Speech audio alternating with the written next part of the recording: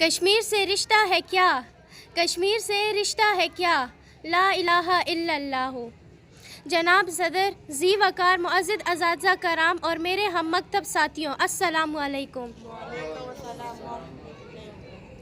آپ کی خدمت میں حاضر ہوں تاکہ سلام پیش کر سکوں ان غیور مجاہدین کو جنہوں نے ظلم کے خلاف بغاوت کا اعلان کیا اور حق کا ساتھ دیا۔ سلام پیش کر سکوں ان 80,000 شہدائے کشمیر اور کشمیری عوام کو جنہوں نے 7.5 لاکھ بھارتی فوج کے ظلم کو برداشت کیا اور آج تک ان کا مقابلہ کر رہے ہیں۔ سلام پیش کر سکوں اس ہمت کے کوہ گیران سید علی گیلانی اور ان کے قیادت کرنے والے لاکھوں کشمیریوں کو۔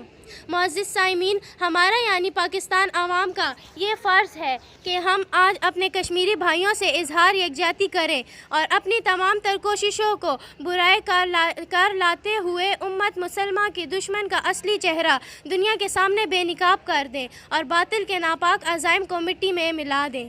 مگر جناب والا، ہماری نصیحات صرف لفظوں تک محدود ہیں۔ ہم سب آج ایک مرتبہ پھر یوم یکجائی کشمیر منانے کے لیے جمع ہوئے ہیں۔ آج ہم سب پھر لفظوں کی پہاڑ کھڑے کر رہے ہیں اور پھر واپس اپنے اپنے گھروں کو لوٹ جائیں گے۔ ہمیں اس بات سے کوئی فرق نہیں پڑتا کہ ہمارے کشمیری بھائی ہمارے اپنے کسی مصیبت میں مبتلا ہیں۔ افسوس کہ ہمارا ضمیر اس قدر مردہ ہو چکا ہے کہ ہمیں اس بات سے کوئی غرض ہی نہیں کہ باطل کے خلاف اس جنگ میں ہمارے مجاہدین پر کتنے ظلم ڈھائے گئے ہیں۔ اس جنگ میں، جی ہاں، اسی جنگ میں سپاہی مقبول حسین کی زبان اور اس کی انگلیاں سے ناخن تک نوچ لیے گئے۔ خالد محمود کی دلسوز چیخیں آج تک ہندوستان کی کال کوٹری میں گونجتی ہیں، مگر ہمیں ان باتوں سے کوئی فرق نہیں پڑتا۔ اگر فرق پڑتا ہے تو صرف اس سے کہ کہیں مجلس اقوام عالم میں ہماری ساکھ خراب نہ ہو جائے، چاہے اس لیے ہمارے اپنوں کی قربانی دینی ہی کیوں نہ پڑے۔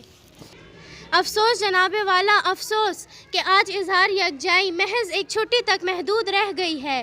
حکومت سرکاری چھٹی کا اعلان کر کے یہ سمجھتی ہے کہ وہ اپنی ذمہ داریوں سے بری ہو گئی ہے، بلکہ ابلاغ والے گرفتار کے مجاہدین کو بلا کر محض کھوکھلے تبصرے اور تقاریر کروا کر یہ سمجھتے ہیں کہ انہوں نے اپنا فرض ادا کر دیا۔ اخبارات مسئلہ کشمیر پر خصوصی ضمیمیں شائع کرتے ہیں، اگلے ہی دن یہ ضمیمیں ردی بن جاتی ہیں۔ جناب والا، ہمارا یہ 27واں یوم یکجہتی کشمیر، ہاں 27واں، اگر کشمیر کو آزادی اور کشمیریوں کو ظلم سے نجات محض یوم یکجہتی منانے سے ملنا ہوئے تو آج تک مل چکی ہوتی، مگر آج کشمیر اور کشمیری دونوں زخموں سے چور چکی ہے۔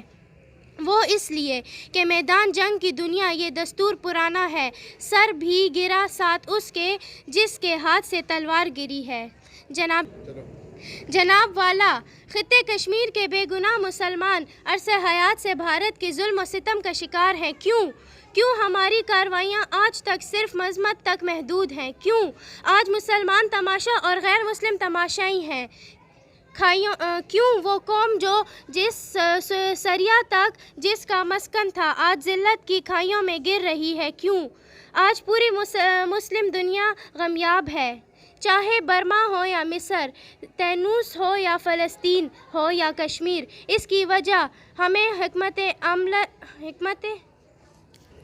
حکیم الامت نے بتا دی ہے کہ تقدیر کے قاضی کا یہ فتویٰ ہے، ازل سے ہے جرم ضعیفی کی سزا مرگ مجات۔